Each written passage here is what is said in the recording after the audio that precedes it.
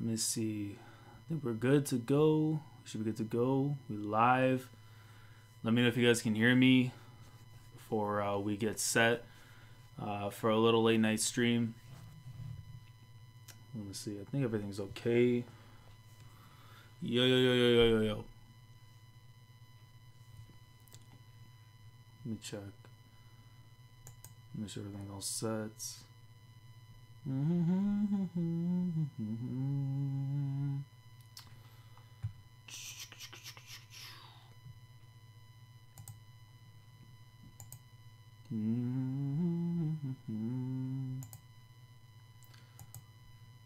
Let's see. I think everything's okay.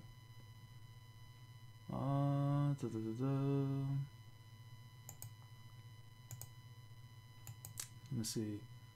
I can hear echo. Is that just on my end? I don't even know. You know what? Oh, what's up, Candyman?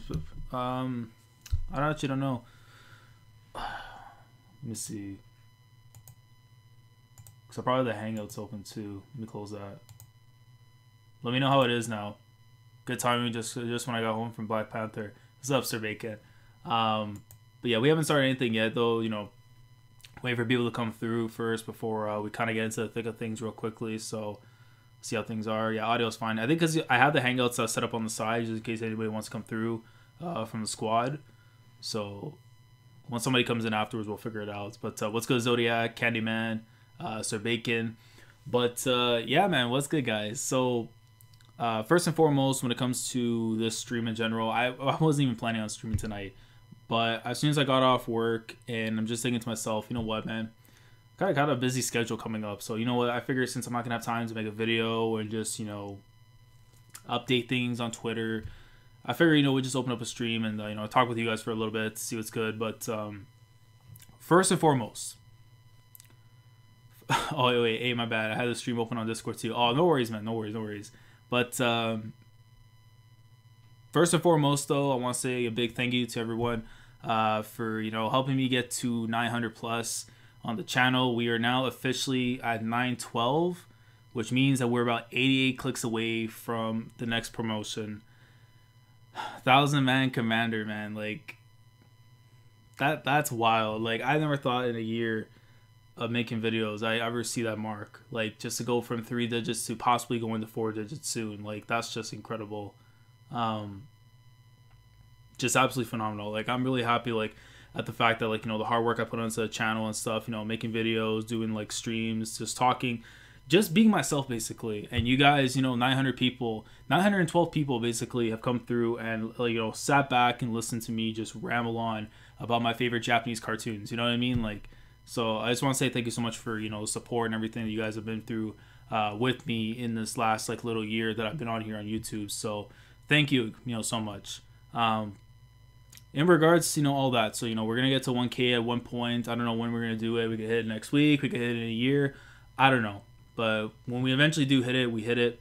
And it's going to be an incredible moment. But that's enough on that because, you know, we'll get there eventually. But I want to talk a little bit about the schedule and stuff in regards to what's coming up from now, I think, up until the 28th of February. So literally, I think up until the Wednesday, if I'm not mistaken, let me put my schedule.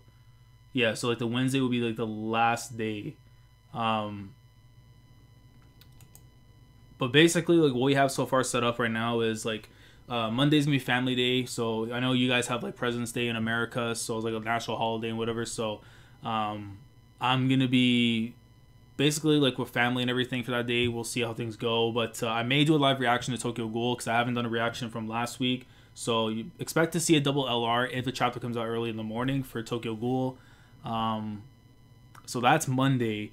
Tuesday, I'll be reacting again to Detective Conan. We're going to be doing episodes 779 to 783 of Conan. You know, finally, you know, I get to go on Crunchyroll and everything because they have the episodes now. So it's going to be lit. I can't wait for that. Wednesday, it's going to be Kingdom, of course. Chapter 548, if I'm not mistaken. You know, the beginning of Volume 51. So it's going to be pretty exciting. It could even come out Monday, Tuesday. I don't know when. It probably come out. But just know that between Monday and Wednesday, you know, expect to see a live reaction to Kingdom. Thursday, depending on how quick I get caught up with Conan after the stream and stuff, I may do another stream in the morning. before I leave for work and stuff, just covering Conan and stuff. Might be like another 3-4 episodes, something like that, basically. And then Friday, of course, we have like, the chapters are gonna be out, so expect to see like, My Hero, Haikyuu. If Hunter x Hunter does not have like a dialogue chapter, expect to see a live reaction, because I've tried to record 2 live reactions to Hunter x Hunter, and unfortunately, like, I can't lie, by the time I got to like, this 8th, 9th, and 10 pages, and I looked at my like camera, and I'm seeing like 15 minutes, man, just like for reading all this dialogue. I'm like, nah, we're not doing this. So Hunter x Hunter reactions, we're gonna see. It's gonna vary for some time depending on how people say if it's a lit chapter, if it's worth reacting to. We're gonna see. Yeah, novel. But what's good though? Hold on, let me read some people here. Maze came through. Casper, I see you with the eyes. What's good? But yeah, novel x novel, man. Absolutely horrendous. How the hell are you gonna tell me, to be hyped for Hunter x Hunter, and all you got is these novel, like, this craziness? But we got 10 people in here right now. It's only been like 5 minutes. I'm just going through the schedule and stuff for the end of the month. But shout out to you guys coming through on a late night stream. But yeah, man, like it's wild. It's absolutely wild. Like, let me see. Chat Farmer says, I want Gon and Killua back in Hunter x Hunter. It's so frustrating. I know, definitely. I think they'll be back in like, before 2030 at the very least. Whenever Togashi decides, be more consistent in like his release of the chapters, instead of just taking like, the hiatuses, which I understand he needs to rest up and whatever. But it's a struggle being a fan of Hunter x Hunter.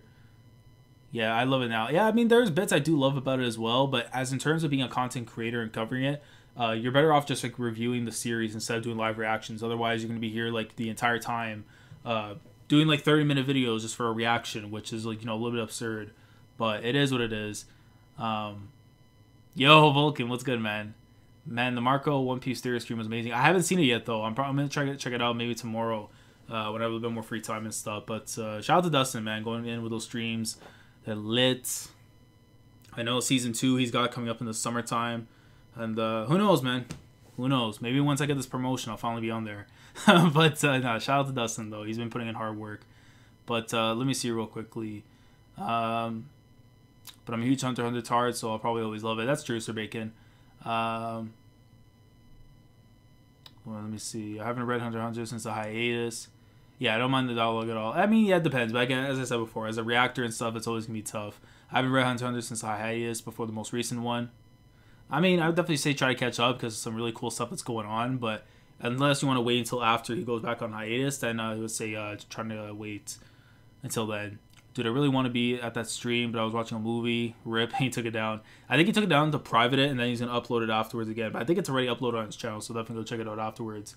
But, yeah, so Thursday will be the Detective Conan stream, and I said Friday, upcoming right now, we have, like, My Hero, Haikyuu, most likely those two videos on the channel, regular live reactions. Then, depending on when Chapter 76 of The Promised Neverland comes out, I will be doing a read-through for Chapter 73 through 76, and kind of like easing in The Promised Neverland into my channel, as we know that Gintama is going to be concluding at some point this year, and I kind of want to ease in like a new series from Weekly Shonen Jump. And I want to say even new, because Neverland's been here for a little bit, but I want to be able to ease in Neverland. You guys know how much I love talking about like the comparisons I get with when it comes to Death Note, Kaiji, Monster.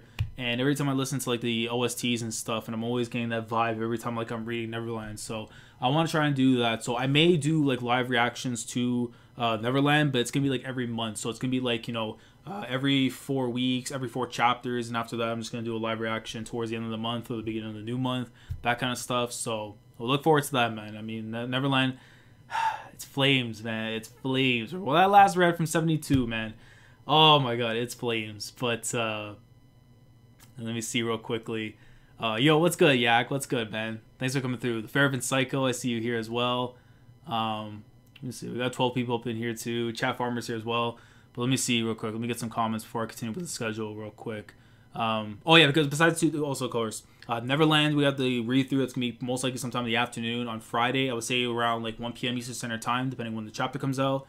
And then we, of course, 10 p.m. Eastern Standard Time, as I talked about before. If you haven't seen the draft order stream, that's already on the channel. But we are going to be doing the weekly Shonen Jump draft 10 p.m. Eastern Standard Time on the Friday. You got myself, we have King Recon, we got Dustin, Brago, Yonko, Zoro, Pharaoh, Matt B, my homeboys Ebo and Silva. So definitely come through for that one. It's gonna be amazing. The first ever weekly Shonen Jump draft.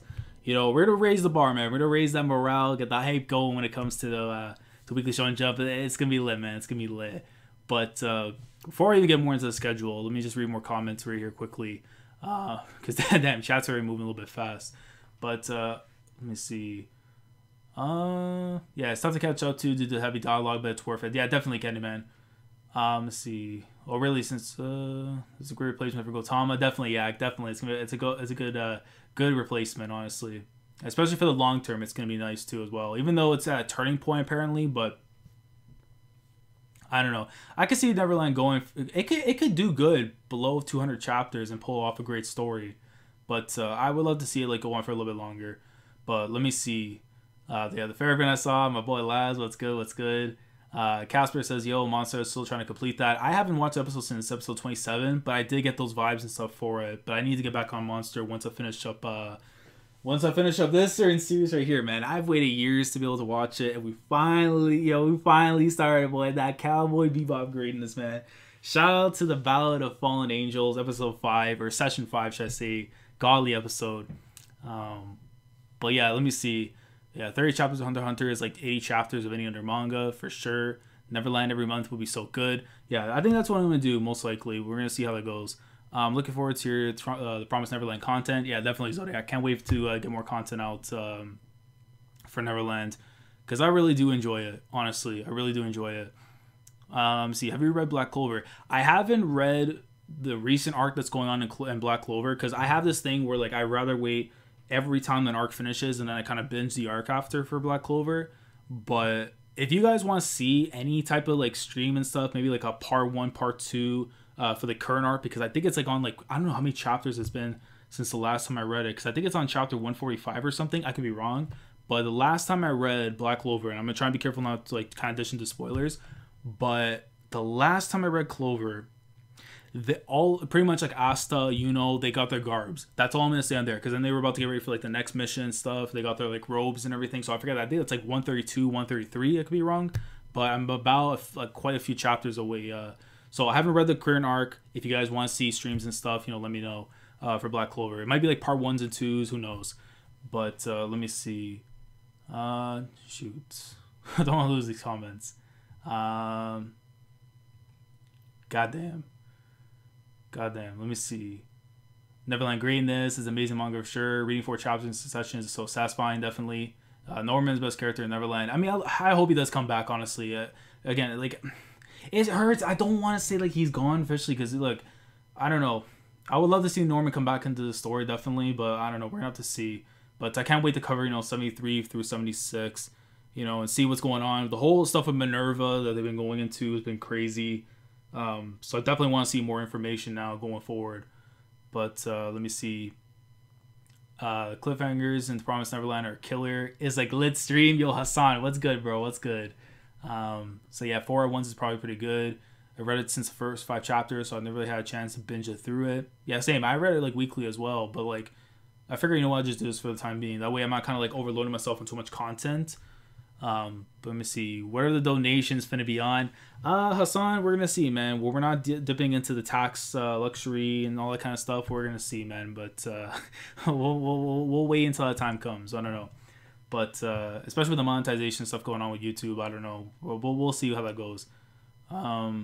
If you it can happen at 1,000 apparently. So if you guys want to get to 1,000 before the 26th, which is my birthday, feel free to do so. Spread the gospel. Spread the gospel. But we'll see. Let me see, what do I comment here? Let me mod Sombra, man. Shout out to Sombra coming through. But he says, Sam, what's good, bro? But what's good though, Sombra? Bebop is a treasure, especially Mike. I was about to say Mike. I read that wrong. Spike and Faye. Damn, I need glasses. But yeah, Faye Valentine, man. I could be here all stream talking about Faye, so we're gonna move on. But yeah, Cowboy Bebop is still on the list to watch. I only got the Blu-rays like not too maybe a year or so ago. I forgot how long ago I got the Bebop Blu-ray, but I picked that up basically since the fact that like if I know a show is considered like a very rare series or a very legendary series, I don't want to like watch it online. You know what I mean? Like I want to be able to like experience a series, like, you know, putting it into my Blu-ray player and just sitting down and watching it.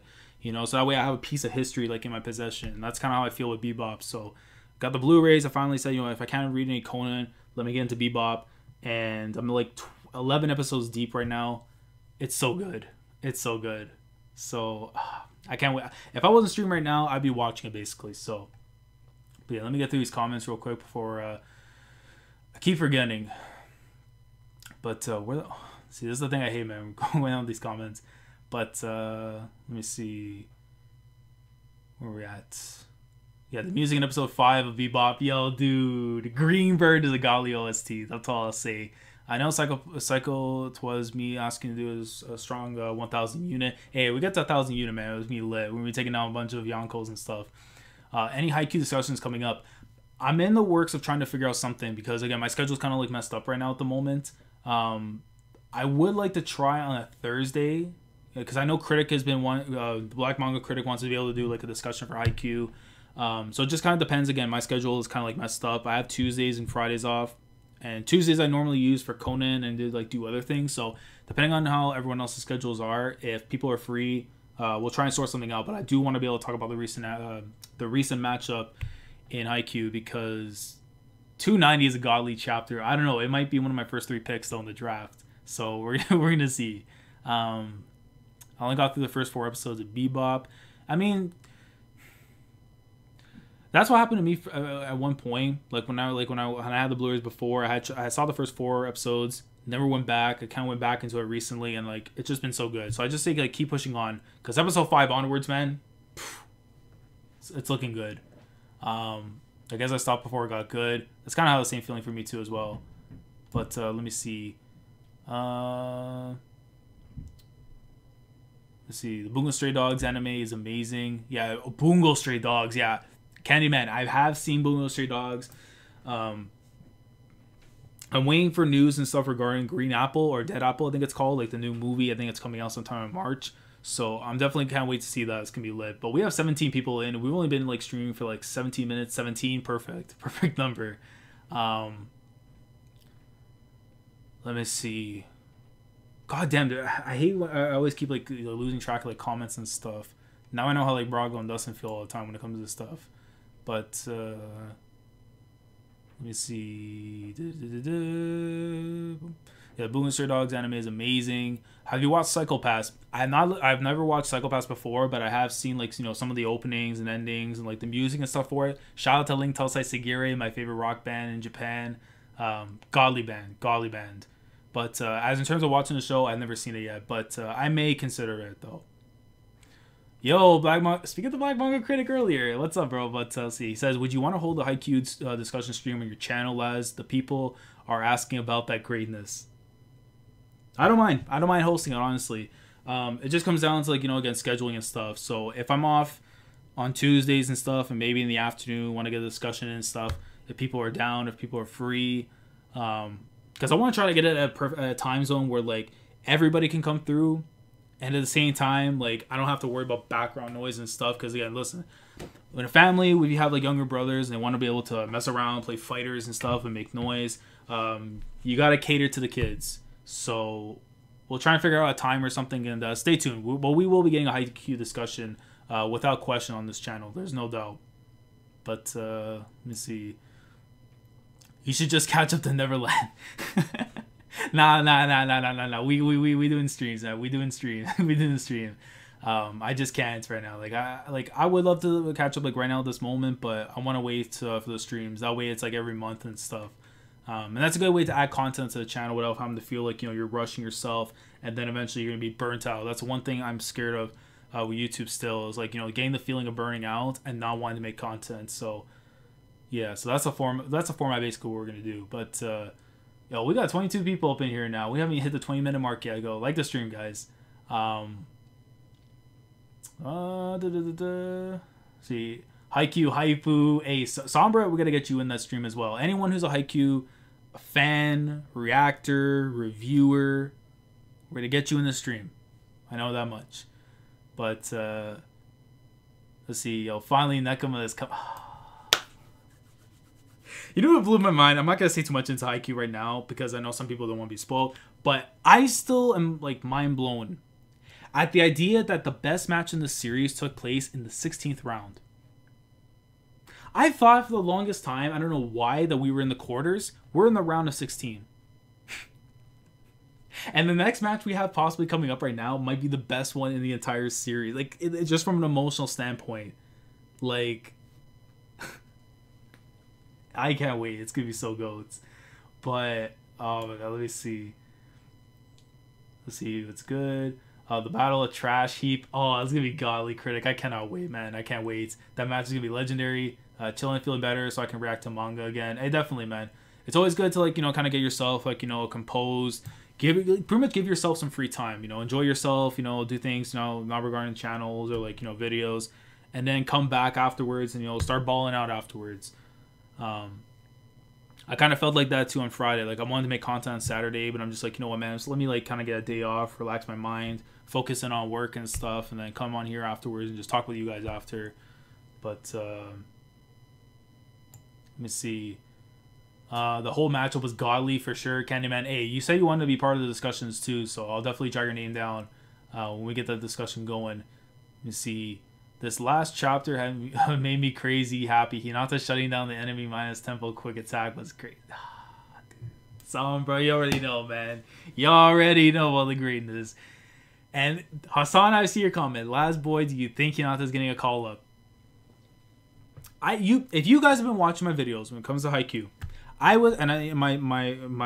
my witness is Tim, because I told Tim, going all the way back when we got to meet Coach Fuki during the training sessions with Kageyama, with Sakaza and all them, I said if Coach Fuki rolls up on the court and he walks straight to Hinata and potentially hints at giving him an offer, depending on how well he does in the next matches, and, you know, if he keeps up this consistency, if that happens, that's going to be the video where I mark out the most, because no one else called it but myself.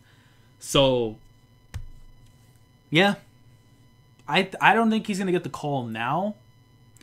But I do see him being, like, you know, praised a little bit and then given that consideration. So, I can't wait, man. If Coach Fuki rolls up on that court, we out here, man. We out here. But, let me see. Goddamn. Yeah, the call up, that Daichi save, a Nani. It was also damn good. Hinata's my dude. Hell, the whole team is hype. I know, man. Like, that's the thing. Is the thing too? What I love with Inarizaki is the fact that with these guys, it's like they've had like the best characterization of any team we faced thus far. More than Nekoma, more than Awajoshi, more than Shiratorizawa. And that's only because of my love for one character, and that's the captain, Kita Shinsuke. Like, because I resonate with the dude. I completely, like, as an athlete myself, growing up as an athlete, playing soccer, you know, trying your hardest to make the team, knowing that there's, like, you know, tens of people that are way better than you on the pecking order, and the fact that you make the team over those guys, like, and then like, just you making the spot, like, you just getting that spot, getting your number called. When he yo, let me say this right now. When he teared up, I wanted to tear up so badly, because, like, I felt that as well, you know, making, like, I think it was, like, my my junior high school team and stuff, and, like, because I knew, like, there were so many way better players out there that they could have picked over me, and, like, when I got picked, man, like, yo, you felt like, yo, you now you're among these people, so it was just amazing. But yeah, enough living in the past and stuff. Let's go back into here. Is the thumbnail art from Posuka? Yes, it is. Because I made a purchase, and it's going to be coming in hopefully within the next week or so. But if you guys are interested, on Amazon.ca, they have this thing called the art of Posoku Dizumu. Posoka Dizumu, if I'm pronouncing it properly. The artist, of course, for The Promised Neverland. She's done, like, it's crazy, because whenever I look at, like, the art and stuff for it, it kind of resembles, like, almost kind of like an indie game, basically. A lot of her, I think she'd be fantastic as, like, someone who can work on video games, like art, that kind of stuff. So I just saw this one from, like, one of the pages that she had, and, like, you know, I wanted to make that straight up the thumbnail, you know, because it has, like, you know, that awesome, like, you know, background scene, like, person, like, sitting on top of, like, the light posts and stuff. So it looks pretty dope. But yes, that is from Posuka. The call for the training camp. Hey, Link Segure is lit. Hey, wait, hold on. I was gonna say I was gonna ban Master J, but I got a mod Master J. Hold up. But why has Laz got the most lit OBS stream? I don't know, Master J. You tell me, man. You tell me. But what's good though, man? Unravel is my favorite anime opening. I love that one, and I also love like Psychopath Season 2's, even though I've never watched it, but I've heard the song so many times, I knew it was from there. But my all-time favorite Link to Segure songs, straight up, are Invalid Phrase, and this one right here, though, is officially my number one, 24 Reverse. Listen to 24 Reverse. Look, that is something I would love to make AMVs for days when it comes to that one song. And in some shape or form, I want to, like, Invalid Phrase also was, like, in my first ever intro I did for my channel. That was the first song I did before switching over to Ending 10 of Dragon Ball Super. But I am bringing that back. That's also a little thing I wanted to announce as well. Bringing back the old intro song. We're going to be working towards getting, like, a new intro on the channel and stuff. But Link to Segure is coming back. Invalid Phrase. I was thinking of bringing 24 Reverse, but I actually like it more towards as my outro, because that's what I use for my outro. But let me see. No comments I'm missing. When Suki couldn't make the receive, and Sawamura showing us why he's the captain of Karasuno. Greatness. Daichi's my guy. Underrated character for sure. Let's see. Yeah, Hinata's a god. Hinata's a god. You already know, Sombra. Sombra, you already know. Hassan knows. You should know, man. Fax Bacon, Daichi-san is crazy underrated. I'm there. Lit. You're a good man. You know that. Hey, am I? I don't know. I've heard some rumors, man. I've heard some rumors. Let's see. Asahi is levels above Daichi.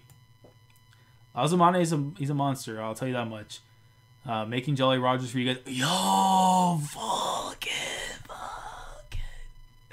Yo, shout out to Vulcan, man. Go follow him up on Twitter. This guy has been making so many amazing, like, art designs and stuff, you know, for a lot of us, you know, who are in the worst generation or just YouTubers in general, you know, just amazing stuff, man. Stuff that he's been making, you know, especially for me, you know, Demon King, just phenomenal stuff overall. So, like, go shout out to Vulcan. Go check him out on his Twitter. Definitely. Daichi over Sahi. Character-wise, I like Daichi more, but overall player, Asahi, for me. For me, at least. I already see Daichi over Asahi. I don't know, man. As a character, I like Daichi more, but as an overall player, Asahi's a monster, though. But what Daichi did, though, in the recent match, I'm not gonna overlook that. But my guy, Nishi...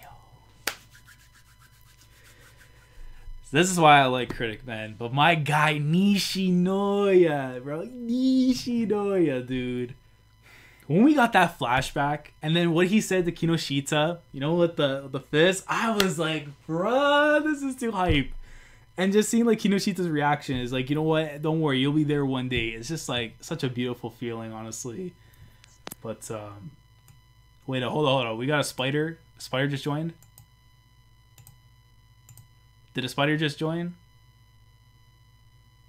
Oh, Recon just came through, but I don't know if his mic is working. Well, let me see. Yeah. It was just that I couldn't hear anything, so I was like, all right, I'm gonna go slip back into my little hideout, you know. Well, what's poppin', man? Was good. Just finished watching the All-Star game. Really good All-Star game this year. Yeah, I was watching for a bit, then I was falling asleep because DeRozan's team was winning, so I didn't have anything to worry about. So, they lost, though. Oh, okay, I'm going back to bed. Well, what's good, man? What's good, bro? Yeah, we're just reading comments right now, quickly in the chat, just getting some stuff out. But, yeah, just the same old same.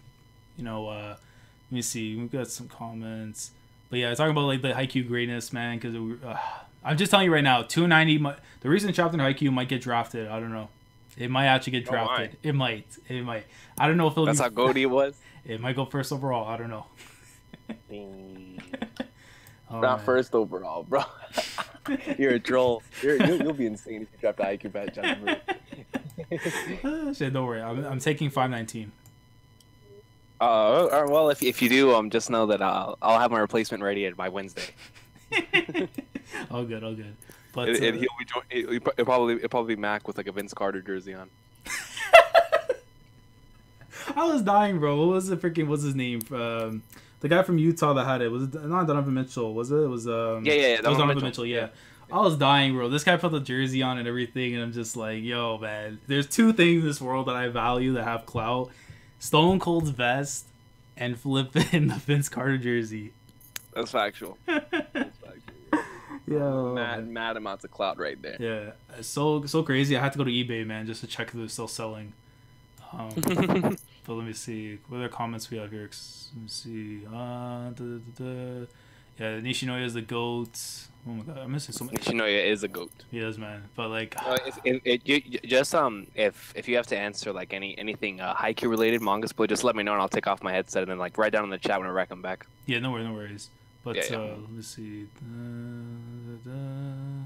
Yeah, I'll do that just so Recon doesn't get spoiled, anyways. But yeah, I agree though, Chad. Carson was goatee. I'll try to be careful anyways with the questions. But let me see what else we got. Yeah, critic, man, I can't wait for the discussion. When we get the discussion going, it's gonna be so lit for Haikyuu. But let me see. Oikawa is the great king. I mean, That's the GOAT, baby. yeah, Best character. that's facts, man. Because look, because I said it before, if I couldn't say exactly who my number 5 was, just so I don't spoil Recon, Oikawa has to be the number 5 at the very least. So just like what we were talking about last time, you find that one character in sports, in a sports anime, like you'll find like that one character in every sports anime. But for me in Haikyuu, that's Oikawa. Definitely. And, I related so much to his story, and so whenever you said that in one call, I was like, yeah, man, that's how I feel about Oikawa, bro. And that's how I feel about a certain character in Ice Shield, certain character in Ippo, and it's just that's the good thing about sports anime. Sports animes have very, very relatable characters. yeah, well, let me see real quick. Goddamn. Do you think it's possible we get a Haikyuu game? I don't. You know what, man? I've heard there has been some games, I think, on the DS or something, but in terms of a console game, I don't think so. I'd buy it. I would too, definitely. That would be a good way to like get more of like the other teams and the schools and the regions and stuff too. If they do a game, kind of like how they do at Ippo. You know how they did like the one where you face like all the other characters and stuff. I mean, you can definitely incorporate something like that for volleyball. You know? I think so as well. It's especially since there's not really many volleyball games. Haikyuu could be like the best-selling volleyball game of all time. I don't even know if there's a volleyball game. Yeah, I don't even know if the Olympic ones, if they did something like that, but who even knows. But we'll get it going though anyways. I'll talk to Yonko and he'll talk to Shueisha. Well, let me see. Big news, Yonko. Yeah. Big news for sure. But let me see. Oh, Quentin came through. Shout out to the camel spider that's showing up. Hey, shout out to the camel spider. Oh man, but Trent is in here too. Hold up, bro. Quentin. Hey, shout out to Trent Money, man. Trent Money's been going in, man, with the streams.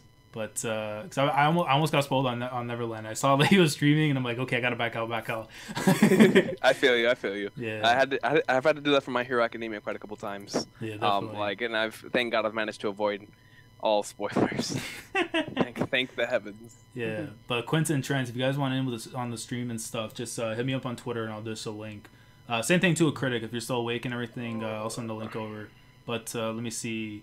Yeah, I might have to ban Quentin, bro. This guy put Hinata with the trash emoji, and then he put the rest of the cast GOAT. So yeah, especially yeah. I think that's a ban. I think that might be a ban worthy. That might have to be a ban, bro. Yeah, I'm not even caught up, and I really like Hinata. Like he's one of the more enjoyable MCs. Definitely. Like I wish I could say more, but he's a great character. He doesn't really put other people over, but. well, it's actually, he has been putting people over for quite some time. He had his shine, but it's been more to assist the squad more than for his own personal game. True. So he's been like especially compared to the beginning of the series. Mm-hmm. He's been like the D Malenko basically. Malenko. But let me see. Let me see your comments and stuff. Yo, Hassan just started Steel Ball Run. Diego? Diego? Diego. That's all I see in the comments. Steel Ball Run, bro. Yo, Rikahado Steel came Ball through as well. Run. Yeah. Dude, Steel Ball Run greatness, man. Oh man. But let me see. Sombra is asking, when do you think Carson will fall? I gotta be careful when I say this. So All right, hold on. I'll take off my headphones. Just let me know when I come back. Yeah, no worries. Yeah. But as Recon disappears for a second, I'll just say this right now. I think they're gonna fall in either the semifinals or the finals. It could be against Saka's school. It depends, because if they're gonna do like a year 2, year 3, then hopefully that's gonna be the case. Then I see them falling in the semifinals or the finals. But let me see. Oh, let me actually fix this up, because I know like this damn light's in the way.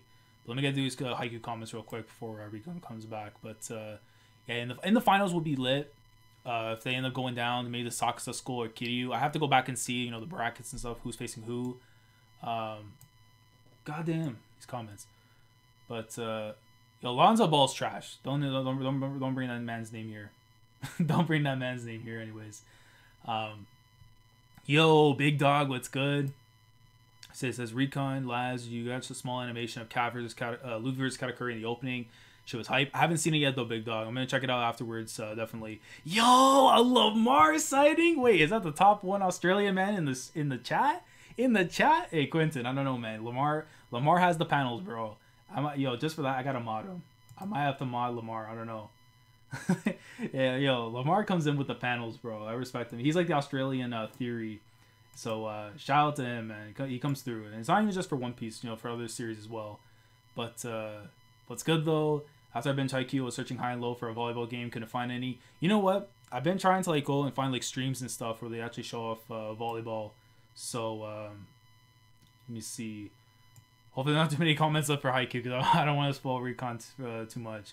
But see, back to Haikyuu greatness in the second year, Hinata's going to be the best player out there. By year 3, I do see it. By year 2, I think he'll be kind of close to like Ushijima level, but like, or at least underneath the in terms of clout.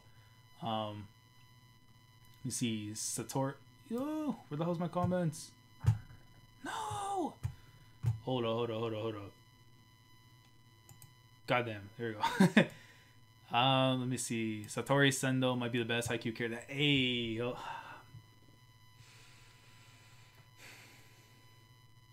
Tendo Satori. Yeah, I was saying Sendo, and I'm like, what? Yeah, Tendo Satori. My boy from. Hold on. Wait. Give me one sec. I read Sendo Satori. I'm like, who are you talking about? And I'm thinking, no. Wait, you talking about this guy? Are we talking about this dude right here? Factually the best character in the entire series? Come on, bro. Look, man. No one's a bigger mark for Tendo Satori than myself, man. The only reason why I bought this volume is because of him. I'm going to have that in Japanese. I'm going to have it in English. I'm going to have it in Portuguese. It doesn't matter, man. Tendo Satori is the GOAT. But, yeah, he is my favorite character, though, definitely. From Karasuno, it might be Hinata or it might be Nishinoya. So, let me see. Yeah, I might have to join in a bit. After Haikyuu, I was looking for volleyball clothes in real life. You on my anime list. Definitely, Master J. Hit me up, man. Casper says, yo, Haikyuu. Did you see the new Incredibles 2 trailer? No, I haven't seen it yet. Yo, Derek Brown, what's good, man? Tendo! Guest monster, baby. But, let me message Recon real quick. I want to let him know that it's safe. Let me just type this man real quickly.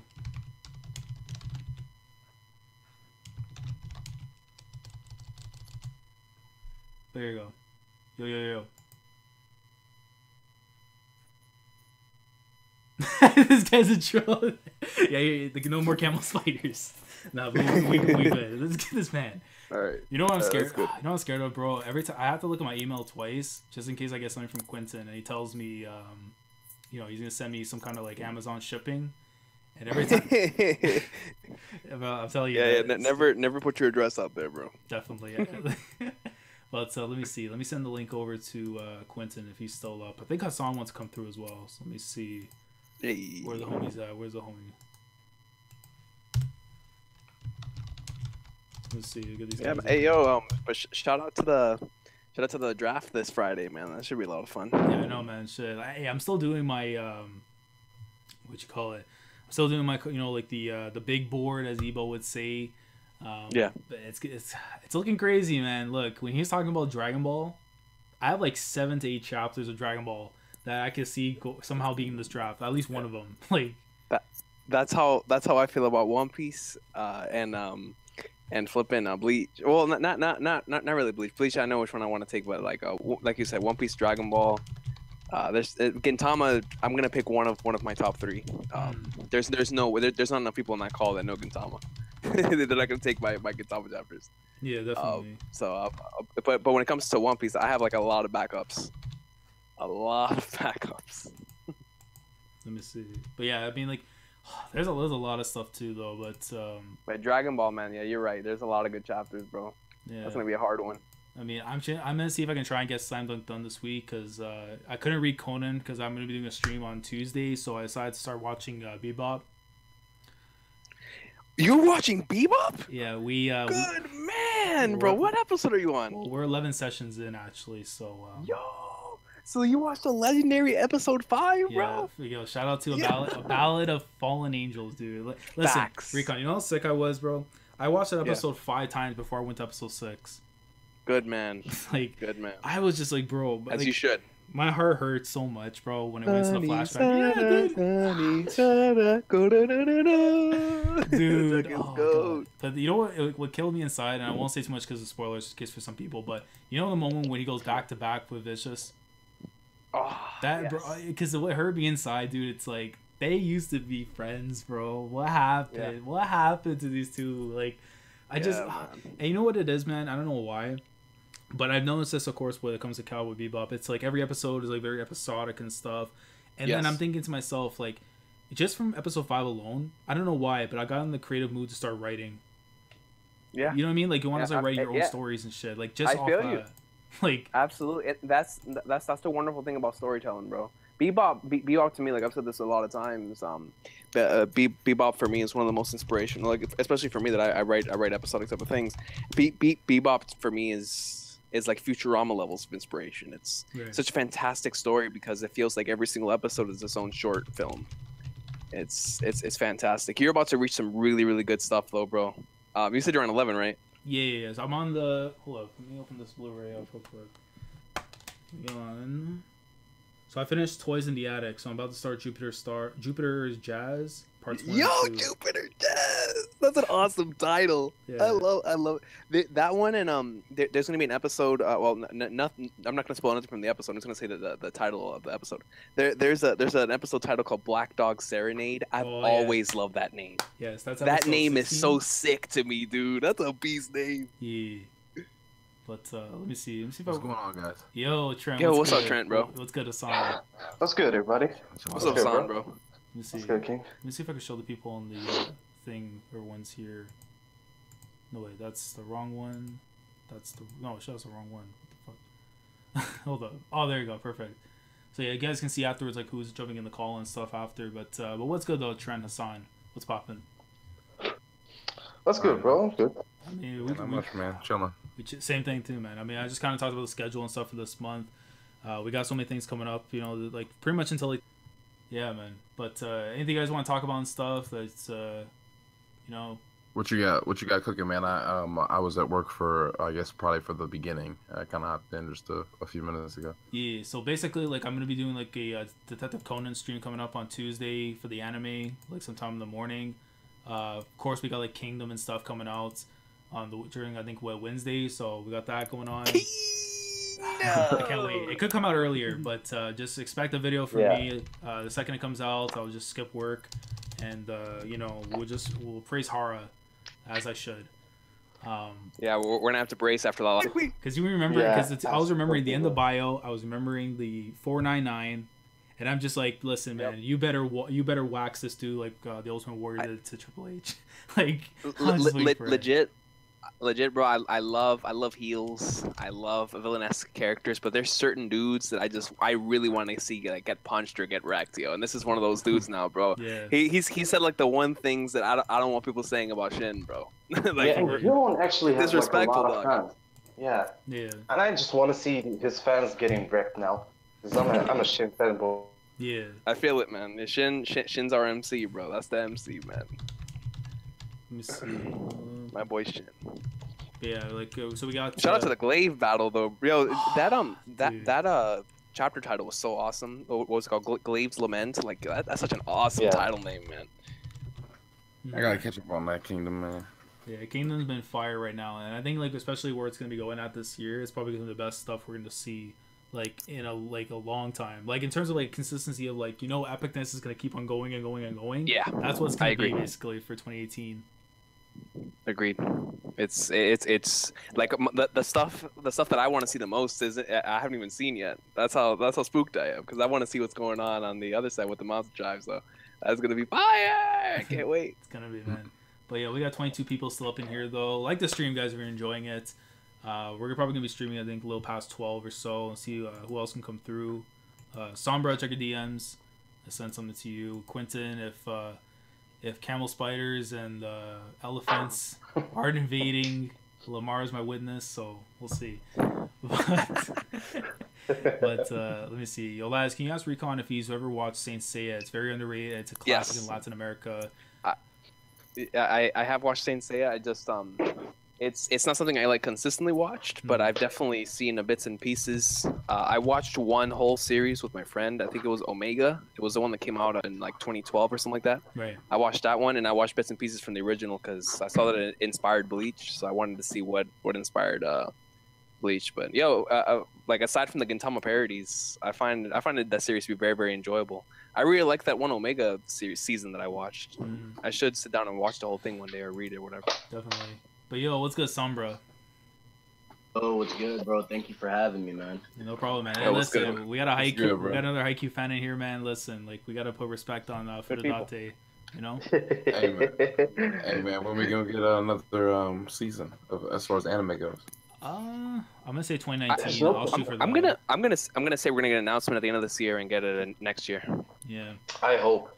Yeah, I mean, it has to be after this, because the next match that we have coming up is against Nekoma, right? Well, it's a certain matchup we're hearing, but I gotta be careful because of spoilers, just because of Recon. But yeah, hold on. Yeah, I've only finished the anime as well. Yeah, so we're gonna keep it on the DL when it comes to Haikyuu. But in terms of getting the season 4, because I know for a fact that we're about 100 or so chapters soon from where season 3 is. So based on that, round off of the number, we should be able to get another one, maybe like 12, 13 episodes. But if not, then I'd rather them honestly just keep going with the manga and then afterwards come back with the anime. The only thing is, it's like when it comes to like the sales for the manga and stuff, it could start to teeter, especially if My Hero like does great with season 3. Because once that happens, My Hero might gonna be top 3. Who knows? Like. Yeah, absolutely. But that's exactly why they need to push stuff the that anime. get done, bro. Yeah. Yeah. But what we're gonna plan though, we're gonna be planning soon though. Hopefully, Haikyuu stream and stuff. I don't know, maybe this week, next week, we're gonna see, depending on where life takes us and stuff. But yeah, I mean, you guys are all in here and stuff now. I figured we could talk about a little bit maybe with One Piece, since I know everyone won't be spoiled on One Piece whatsoever. But I didn't get everyone's thoughts. So I mean, I saw a little bit of Recons and stuff, of course, reaction, the hype as always. But from everyone here though, what are your thoughts though? Okay, your Black Mamba grading this baby, but Kobe Bryant, bro. Hey man, Kobe was sipping some wine when he read that chapter. But what are you guys' thoughts on Snake Man though? Honestly, like in terms of his design and like what we've seen, because I know it was a bit of a controversial chapter. Like some people either really loved it, some people really didn't like it because of the story aspect of it. Like in terms of like how we were not getting like this information for Snake Man right off the jump. It's just kind of be thrown in there that like Luffy knows like another form that's not. Oda's emergency button, to be honest with you, emergency exit button. Okay. I mean, to me, basically, like what I've been saying is, visually it is a 10 out of 10, and in the anime, all the more, it's gonna be one of the best. It's gonna be a classic, but it doesn't make sense. That is my only qualm with it. It really doesn't make sense to me because we've been spending a lot of time hyping up and talking about observation hockey, and then for the fight to be resolved with actually no relation to that still bugs me. And so this last chapter was, I think, a 7 out of 10 for me. I mean, also you got to take into consideration the fact that you won't ever have the same type of surprise like we did when we originally got Gear 4th. Like Snake Man, it didn't have that wow factor that the original Gear 4th had. I disagree with that statement. For me, just on a personal and enjoyment level, I enjoyed Snake Man just as much as I did when I first saw Gear 4th. But I think that's just due to what I look for when it comes to transformation. My favorite types of transformation are usually speed, like speed type of transformations, ones that involve like those panels with whenever you see like multiples of those. Like I was a huge fan of like Ichigo's whenever he first went, and like Rock Lee's like Hidden Gates. So to see Luffy achieve this snake form that's pretty much a slimmed down version of Gear Fourth. Yeah. And just to see the 3 new techniques, that was enough for me in terms of what I wanted to see from the transformation. The thing that impressed me the most from this chapter was what wasn't even Luffy to me, was Katakuri. Every single time that a main protagonist powers up or levels up or whatever, they usually end up getting wrecked for a little bit. From Jump Street, the moment this man transformed, Katakuri, even though he was caught off guard, he wasn't caught off guard. He blocked, and then he blocks again. He blocks again. Yeah. My boy's dodging everything. He's dancing through it like he's dancing la salsa, and he goes right in and just decks him in the face. Man, I was so impressed with Katakuri in this chapter. It really, really got my expectations up to see some of the other Yonko commanders after this chapter, because and I understand that of course like this form doesn't make Luffy's level like skyrocket like a Super Saiyan would or anything, but still it's very, very impressive that a new form that he's never seen before, he's reacting to it just like this. And I understand he can see the future and whatnot with his observation hockey, but still at these speeds, whenever you have something like a Jet Culverin, a Jet Culverin Gatling, which is what the Black Mama is, and he's just dancing through it. That not only does he have the observation hockey, but he also has the reaction speed to back it up, man. And I just can't wait to see the other Yonko commanders. But this to me thus far, as just from a wrestling fan's point of view, this match to me is a 5-star classic. It is. It's so much fun to read this on a weekly basis. In the last chapter, or in this past chapter, was just it was a blast, man.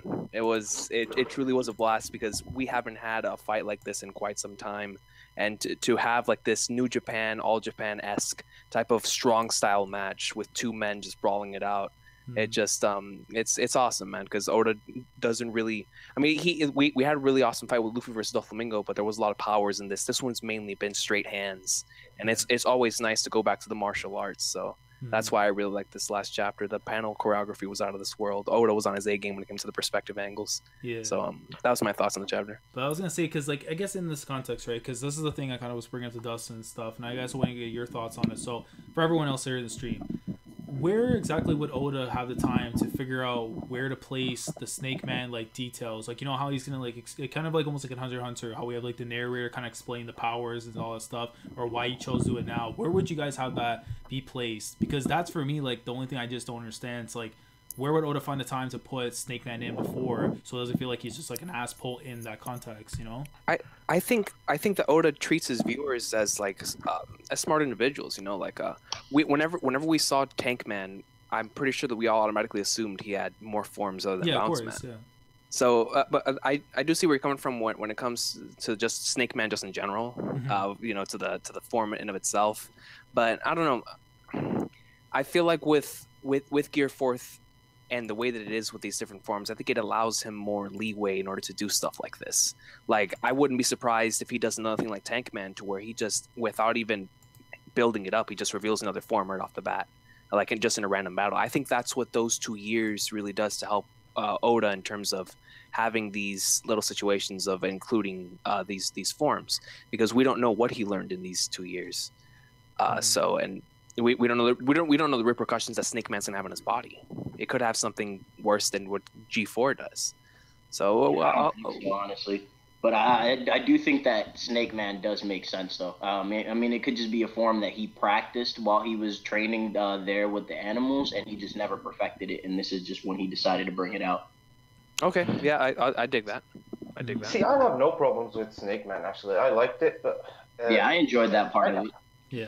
Yeah, it's just like it's getting repetitive, because like Oda is always bringing up something that's happened during the time skip during Luffy's training, and you cannot blame him, because it's essentially not an asshole, but it is in a certain way, because like if you question him, why is Snake Man, why did you bring up Snake Man now? He's gonna say, well, we have the time skip and Luffy trained, but the thing is, like, to us viewers, we know nothing about what happened in the time skip, so to us it feels like an asshole.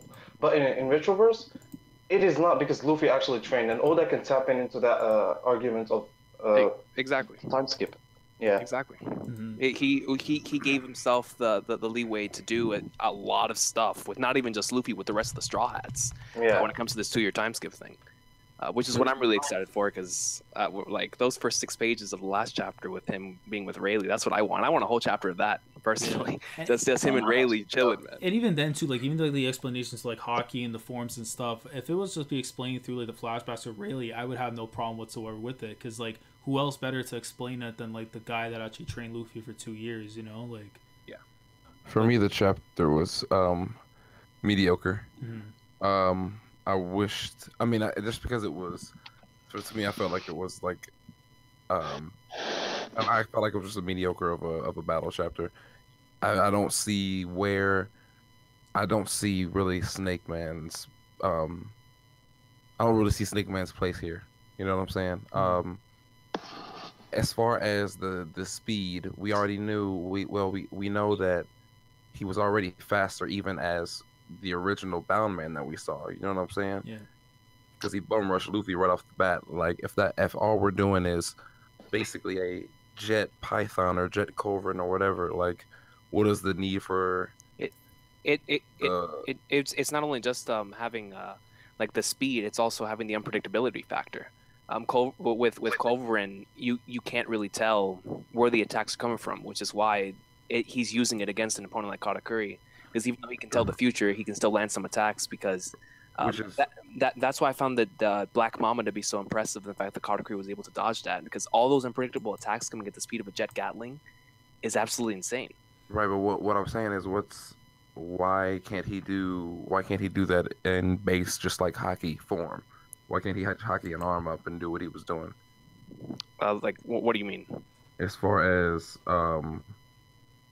just as far as just those basically those attacks, like what's stopping him from doing that in either base hockey? So him using like Jet Culverin or like all those kind of attacks, if like him using it in his base instead of having to revert to Gear 4 to use it all the time. Is that where you're trying to come from? Yeah, you know what I'm saying? Like, why? He still has the strength of Gear 3rd, but now he's added the speed of Gear 2nd. So he does need to hit Gear 4th to have both of those power scales together. I mean, I wouldn't necessarily.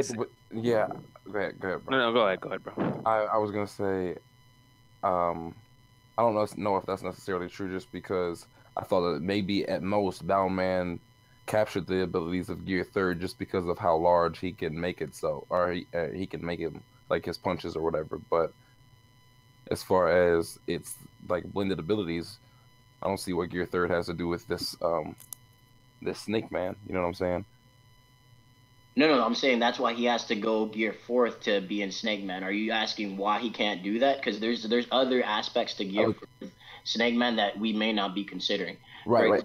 The elasticity, the buoyancy of when he uses Gear 3rd to inflate it. Like, we don't know if there's less inflation to Gear 4th Snake Man. We don't know that. That's why I brought that up. Yeah.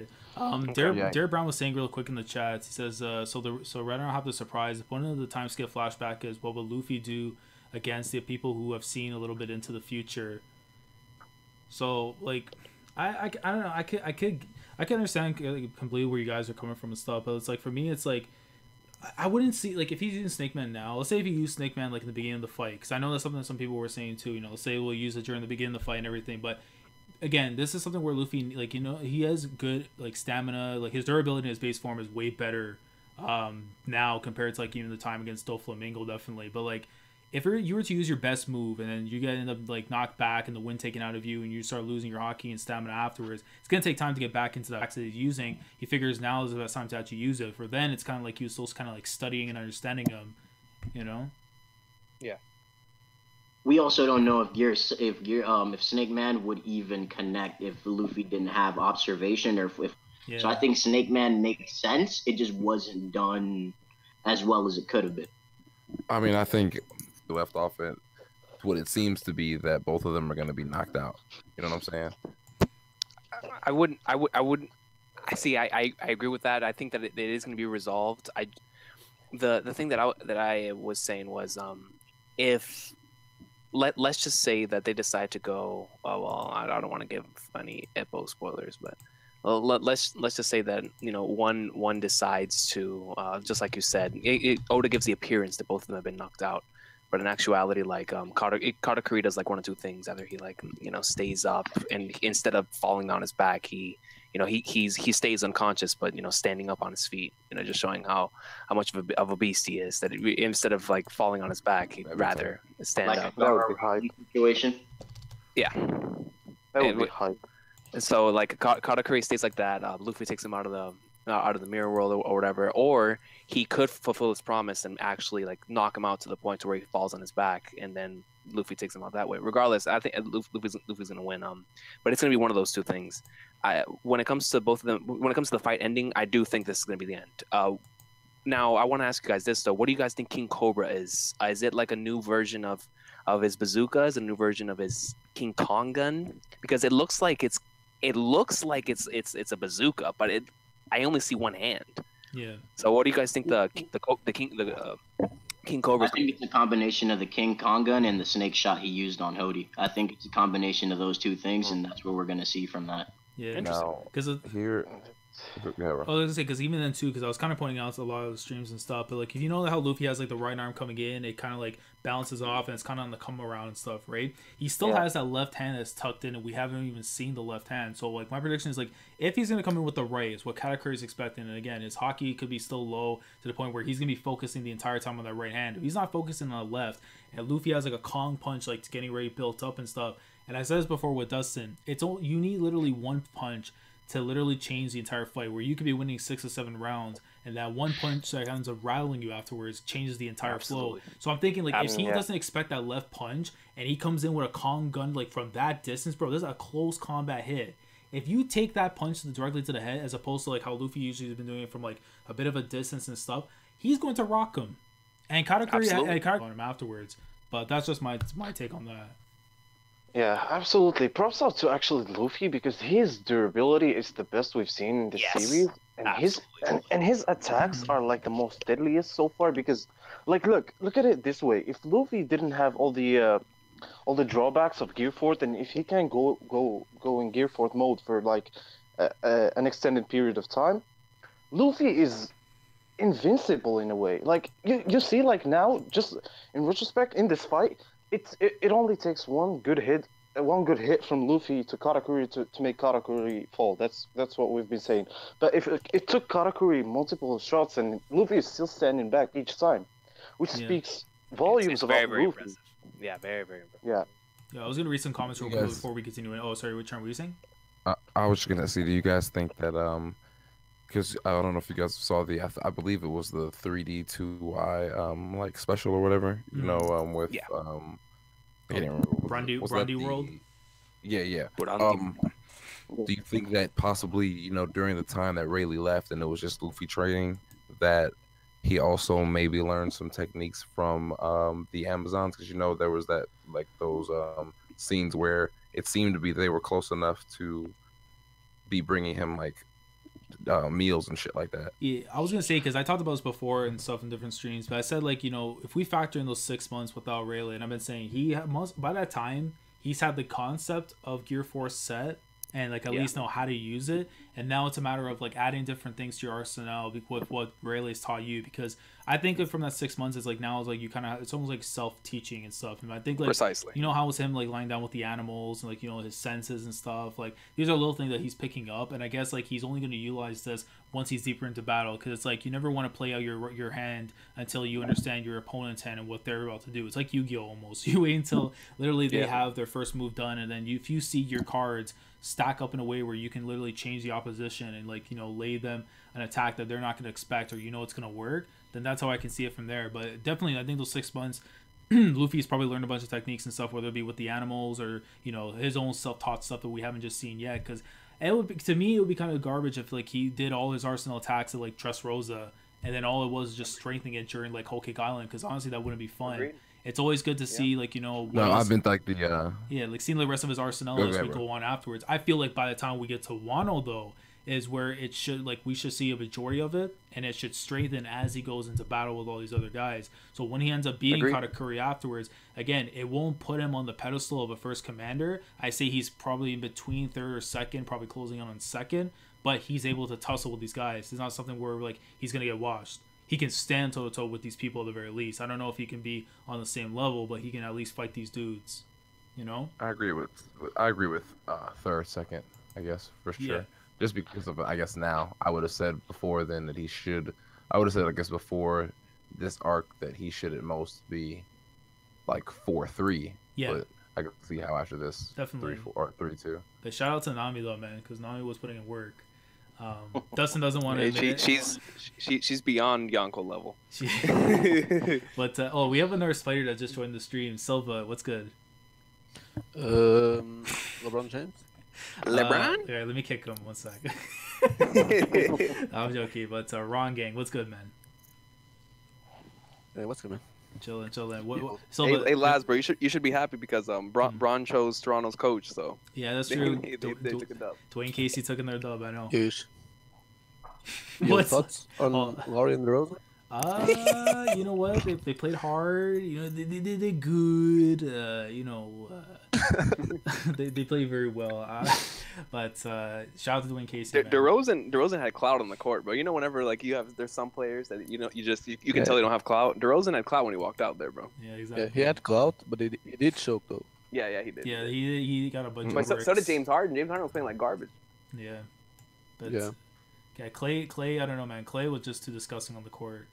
He was, bro. That guy's unfair, bro. That man was Usopp out there, bro. He was striking everything. Yeah, that's him and Damian too. Lillard. Yeah. Yeah, Lillard was.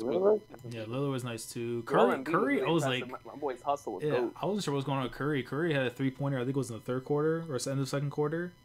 I was like, what's going on with this dude? Like, yeah, Curry is just chilling. He's about to go in on LeBron. Actually, no, he's gonna go on the Raptors because LeBron's not making the finals. But let me get I like that, bro. I like that. Let me get these comments up real quick before we because actually no, it's shout out to OKC. OKC's beating whoever wins out of Houston and the Warriors, bro. I'm telling you right now. Yeah. Yo, facts. But Silva, though, tell me your thoughts on the chapter because I actually haven't heard your thoughts on the chapter. So lay it down on me, man. What's good? Lay down the Meltzer. Yeah. I mean, it was one of the best chapters of this arc so far. Mm. The fight just keeps getting better. I'm not sure it's over. Yeah. But if it's not, we've got like 1 or 2 chapters left. Yeah. Though I don't think it's over, if I were to guess. Yeah. Okay. Yeah, we have to give a couple chapters to Sanji soloing the fleet. Yo, Alright, so we got to end the stream. Yeah. You really wait, Laz, you don't think he's gonna solve the fleet? If that happens, I don't know, man. I'll be very complacent because then I'm gonna expect Zoro to chop down all of Wano. I mean, but you gotta think about it. I mean, there's really, how many? Okay, I guess there are some real ones on there. Yeah. I mean, the only way for this arc to be a 10 out of 10 is if Sanji gets 0 feats, bro. I mean, that's true. That's very true. All right, it's time for me to leave the call, bro. Yeah. It's time for me to leave the call. Nah, it's okay. But nah, I've already said. Oh man, but no. But honestly though, like when it comes, I already said before with the Straw Hats, they're like family and stuff. You want to see what's best for them and everything. I know we're gonna be going through the personal, emotional roller coaster for Sanji and stuff, but hey man, I love Sweet Chin music. I haven't seen Sanji utilize it to to his best of ability and stuff. So I just want to see him just hit somebody one time with Sweet Chin music. Bobbin doesn't count because Bobbin got smoked by Capone Gang. So. That's facts. You're about to see. You remember what Sean did backstage and when DX reunited in 2006? That's what Sanji's about to do on Cacao Island, bro. I was actually thinking that Sanji could fight somebody food based and actually bring those knife skills that he used back in Water 7. Well, I was gonna think too. I still want to see those return. Yeah, I think now. Shout out to Wanze. Maybe in Wano. Again, Wano most likely is gonna end up happening probably. Oh, that'd be sick. Just because the theme of samurais and stuff, right? Yeah. I actually like that. That'd be cool.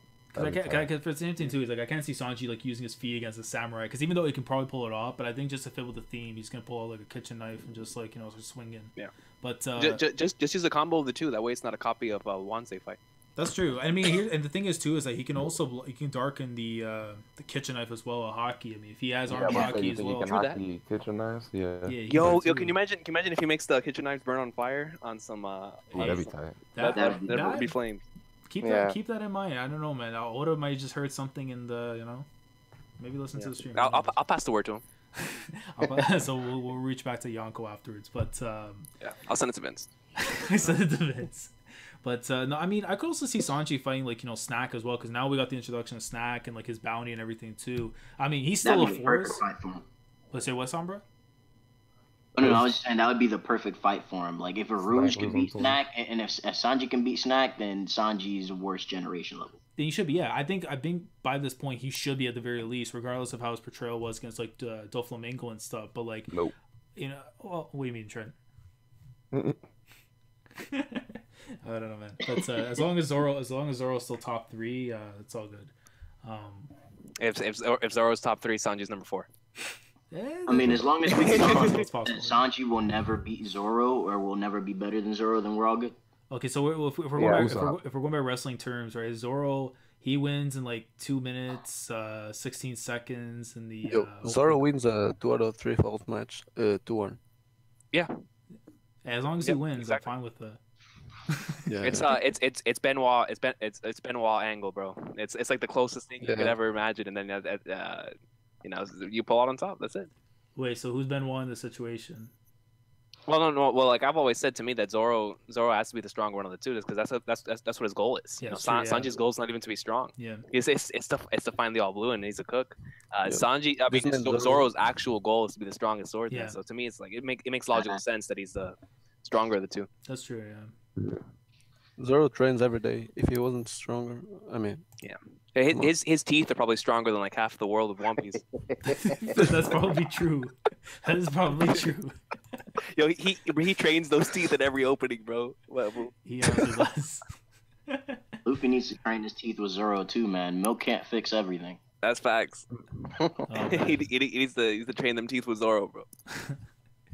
Well, let me see. I was gonna say also too, because we know like with Snack showing up and stuff. Like, what do you guys think of his design? Because like, to me, it doesn't really give off that much of a vibe, anyways. Like what he's gonna look like, because it's so like clouded and like all the clunk and stuff. I guess of like how like Oda drew it. So like, you guys, because I've heard some crazy stuff. So people saying it's a Tontada that's controlling him. Like, you know what I mean, like a robot or some shit.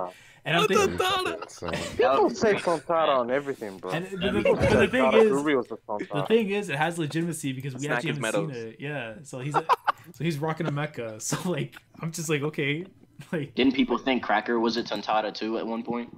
Oh, because he was inside the thing. Yeah. Too. And Karakuri. That's that's crazy. Karakuri was a Tontada. Hey, eventually we're gonna get it right though. We're gonna get it right one day though. Like, if we can get Tontada, he's gonna be 600 mil. I mean, but how can a Tontada impregnate Big Mom? Well, listen, man. If Big Mom can get it in with a fish, she can get it with anything. That's facts. Hey, that's a shoot. Plus, you don't know what type of devil fruit that Tontada got, bro. He could have like a gigantification fruit, and it'd be a wrap. That's true. That's true. Yeah, good it's possible. Oh, speaking of giantification, giants. What do you guys think like with Smoothie? Because like the whole thing, how she's able to absorb like the water is what I'm assuming. She's like absorbing in like the crazy ass like sword slashes into the water. Like on land, if she's doing this, right? Is anyone doing anything to her compared to like on the ship? Because like on ship it's gonna be tough because again like it's been said too like she'll crush the ship because of her weight. But on land though, that's a scary fight. Check it out. I still think Smoothie doesn't deserve her bounty. She's so much lackluster to me. I mean, we haven't seen anything from her. Yeah, agreed. So. Exactly, because we haven't seen anything from her in the most critical moments. She hasn't shown anything. That is a factual L to me. I just hope she actually uses her sword, unlike Cracker. Well, she already used it. No, I mean like an actual combat though, like not just like a flash. At least swinging on somebody on sight. But like I think it's just because like right now Oda's been focusing so much on like portrayal of like Cracker and like Katakuri and stuff, and like hasn't really given it to her and stuff. And I remember like seeing two people were saying.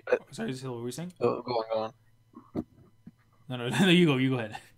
I was gonna say I think Oda's just saving Smoothie for later. Yeah. And I don't necessarily. This is probably just head like me via my own head here, but I don't necessarily think that she absorbed the water. Because she was, I know she was on the ship and she just was, and she enlarged herself or whatever. It could have been from, previous juicings, as weird as that sounds. Yeah. You know what I'm saying? That she derived that power from, and then obviously that sword slash. If she's that big at that point in time, the sword is gonna. If assuming that the sword extends, well, it was as big as her, wasn't it? Yeah. If it, what I'm saying, if she can also, what I'm saying, I guess put that same juiced energy or whatever the hell you want to call it into the sword, she probably, what I'm saying, probably just hit the water as she slashed through the water. Yeah. I don't know if she's like sucking in the whole, because then at what point can she, or what I'm saying, at what point does she stop getting big? Yeah, or unless like the crazy thing is, because let's say like she's actually sucking like kind of like the moisture from, like, you remember how we saw that one girl inside the poneglyph room where she's like taking away the moisture from her body? Unless she's doing this like to her own crewmates or like her own family members to get that big. Oh my. So this shows how sick in the head she is. Like, she's willing to, like, because then it goes with the theme too. Like, the brothers and sisters, they don't really care for each other as much as it seems. Even though I still do feel to an extent that Katakuri does care for them, because like, again, like, if that wasn't the case, he would have been gone a long time ago from Hoke Island. And now I still do feel that could happen too at the end of this arc. He could become like a vagabond basically, and just like drift off away from Big Mom, which would be like an interesting. That's a cover. Who walks with Elias? Who wants to walk with Katakuri? Who wants to? What does WWE stand for? Nah. Hey, listen, John. All right, somebody gotta end the stream now, bro. Hey, John Cena's a smart man, though. I gotta admit. But shoot. Let me see. What our comments are here. We got Marine Luffy came through. Hey, Marine Luffy has some amazing art too. If I talk about like Vulcan stuff, Vulcan with his amazing art. Marine Luffy has some crazy art too. But shout out to him. Hockey's coming through. Definitely good name. Yeah, good name. That is a goat name. I mean, what if Luffy was a Marine? Shout out to that filler arc, bro. Definitely. Oh my! But yeah, Luffy look beast. Like wearing the Marine outfit. I ain't gonna lie, they look kind of sick. Hey man, that's what him and Ace were supposed to be, but they chose a pirate gang. Yeah, I really liked the cover when Ace was wearing it. Yeah. Yeah. Oh, what was it, the one where you're sneaking into the base and stuff to get the info on Blackbeard? Were you talking about a different one? Yeah. Oh yeah, that one. Yeah. Yeah, I think that's the only one he's in. Yeah, I love that cover story, by the way, so much, because I remember I used to do like theories and stuff too regarding like Ace's connections to like Bonnie and stuff because of like that cover story itself. Because how like there's one cover page where like how he's leaving from like a diner and stuff, and I think like one of the diners has like pizza or pasta or something, and that's like one of the foods that she eats. So I'm thinking like my bad, bro. I don't want to interrupt your thought process. Go ahead. No. But I don't know. He might have piped in the parlor. I don't know. But on the go. But and catering with Titus. Dana Brooke. Oh man, I was about to remember a line from her, but I forgot. She's background noise. Oh yeah, that's true. That's the thing about. Oh man, but I guess you guys want to make any predictions stuff, because I know like we're not gonna get a chapter this week, so we have time to figure out what his brain. But any predictions for 896 aside from what Recon said about the fleet and Sanji? Silva, if you have a I legit got in my car and I recorded that video, bro. The one that you... I believe it. I just walked in my car and I was like, man, I'm in a One Piece mood, bro. Let me record this video. Oh man, and we got 24 people up in here though. Like the stream, guys. Definitely really dope. Trying to do more on Sundays and stuff. There's a chill stream and stuff. Just shoot around for a bit. But yeah, any predictions for 896? I was about to forget the number just now because it is what it is. But to 896 predictions, anyone? The fight will continue. You think so? Okay. I think that's it too. I think what's gonna happen is like they're gonna like clash. They're gonna hit to whatever, right? They're gonna fall to the floor, and then it's gonna be them getting back up, because that shows like how goat the fight is. Like they took a destructive force from their own hits and stuff, and then they get back up and just keep on going. But I do see like definitely like in a chapter or two, because by chapter 900, I'm gonna still say on my thing, man. Buster Call is happening on the island. Hey, Laz, bro, if it does happen, man, It's gonna be massive shout outs coming your way, bro, because you've been saying that junk since you first started doing YouTube, bro. I think maybe even before. Yeah, I mean, like, because the only thing is now is like with the whole thing with Stuzy showing up there, man. Now it's like we already have that Marine like world government presence and stuff, and it's like I'm still gonna hold it, man. Because the same team too is like, I don't think that Luffy's gonna solo Big Mom, but if the Big Mom pirates are still to fall someone in this arc, who's gonna claim them? You know what I mean? Like, yeah, you're sick. But realistically though, too, like if who's gonna like legit like, because if Luffy can't really claim the islands, I don't think, because unless like people from his like Grand Fleet come in and they take over the territory and stuff, because if that were to happen, that'll be cool too. Because then you don't have to have them showing up all the time, during your missions. They can actually like just be there, reserve the island and stuff. But at the same time, too, I can see where the Marines, because they already know the Seven Warlord system, that's going to be abolished at some point in time. And if that happens, the three great powers are already screwed up. So when you lose one of the Yonko, it's not going to make a difference because you already lost one of your own alliances or one of your own groups. So from there, it's like you want to try and gather as much territory as you possibly can. And who else has bigger territory than a Yonko, right? Okay. So I definitely see where like, they could take the islands and stuff that are there. They could take away Big Mom and stuff.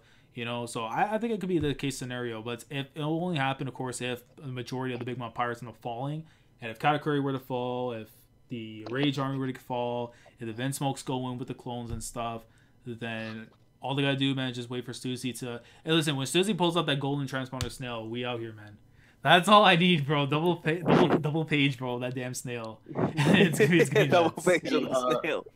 Quick question. So, you guys remember the cover story with Leo, and Leo was like, I think he was escorting King Riku. Yeah, he's going to the Reverie and stuff. Yeah, escorting Riku to the Reverie. Do you think it's possible that this fight will get left, like it's finished, but it's technically unfinished, and then we'll go see what the Reverie's about, and then segue back? We could see that after there, or like at the end of the arc.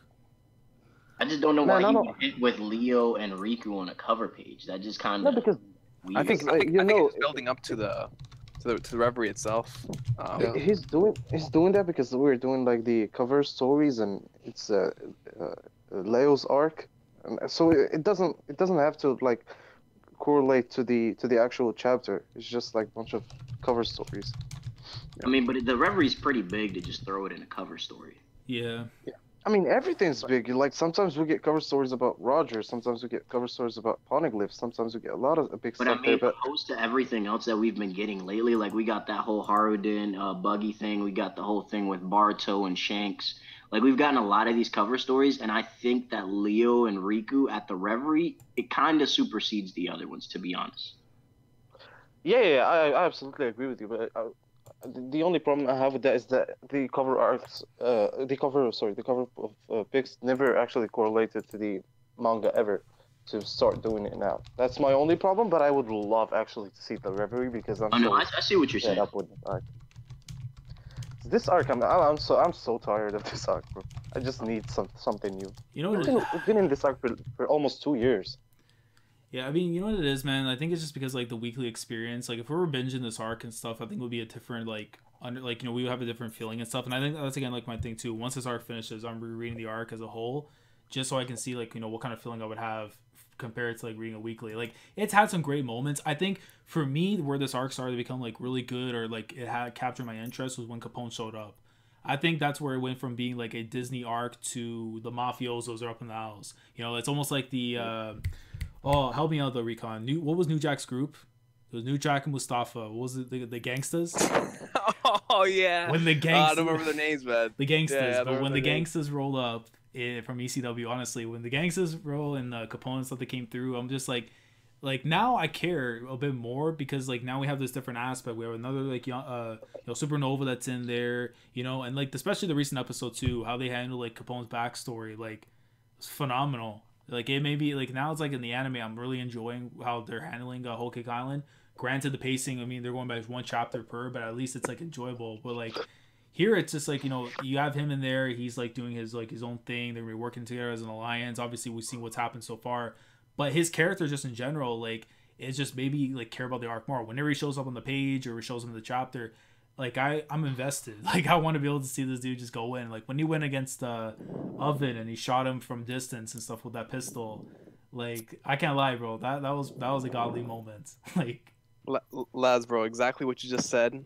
Apply that to me, to Sanji and Pudding, and I think, and that's exactly how I feel, bro. yeah, I mean, Every single little thing that these individuals do captures my interest, and I think that's why I've been enjoying this arc so much from a weekly standpoint. So I most certainly see where you're coming from when it comes to you loving Capone in that stance, because that's how I feel about everything. Yeah, for me too, but apply that to pretty much every character, honestly. Yeah, no, same. Like Nami, Jinbei, Brook.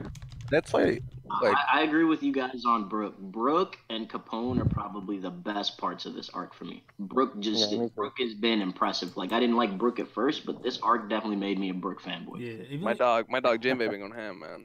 Yeah, Jinbei's nice with it. Jinbei's been going into, like, I've been so happy for Nami too, man. Like, stuff that she was Absolutely. doing, because I couldn't understand how people were like, "Oh, why is she pulling?" I'm like, bro, I've been waiting for Nami to do something. Like, how she's pulling off the strategies with Big Mom was freaking dope. The stuff that she was doing with Cracker, I thought was awesome. Like, and then her using a Thor, bro, against the army of Big Mom to help them get time to escape back to the Sunny. Like, I don't know, man, how people are being disrespecting her, man. Because, like, for me, like, at least in the top, she's top 5. Like, when it comes to, like, a running for the MVP, she's in the 5 at the very least. My MVP, though, so far, like, again, might be a Capone, it could be Brook in that sense. And only Capone, like, I put him that high just because of, again, his introduction to the arc, maybe more invested into Whole Cake Island. And just every scene he's had, like, he's literally been, like, his clout just keeps rising at this point, you know? Yo, people keep sleeping on Luffy. Like, he's honestly like LeBron at win the MVP, because he just does it every arc, so people just stop paying attention. For me, Whole Cake has been some of my favorite weekly experiences that I've had while reading One Piece weekly. There's just something there's something for every single week that I just find extremely enjoyable. I'm a huge fan of the comedy aspect of One Piece, and I think that this arc has been supplying me with some phenomenal comedy. And some really, really good drama and emotional investments to a lot of these characters. For the first 33% of the arc, for the next, with all the wedding stuff, with Big Mom's flashback, with them running out of there, the stuff with King Bomb, the stuff with Nami. And all that right there. Then whenever Luffy went into the mirror world and Sulong and Sanji baking the cake, it's been so many memorable moments for me just from this arc alone. And I'm looking forward to reliving all of this in the anime. I think by the time this is all said and done, I might have finally put an arc besides Return to Sabaody in my top 5 from the New World. Which is going to be pretty awesome. Finally taking some of these series out of my top, some of these arcs out of my top 5 for the first time in like 7 years. Yeah. That is high praise. Oh, absolutely. I have nothing but high praise for this arc. I really, really love this arc. Yeah, it personally will make it into my top 5, but I don't think it's necessarily trash. I think it's like a mid-diff arc. It had potential in my eyes to be top. Like, it reached the point where when I was saying Big Mom is falling back in like when the flashback of her in Elbaf was running around, I thought Whole Cake was top 3 arcs in all One Piece. But now it depends on how it ends. It might be a great arc, or it might be the worst arc in One Piece or Shonen Jump history ever to me. Wait, that's what?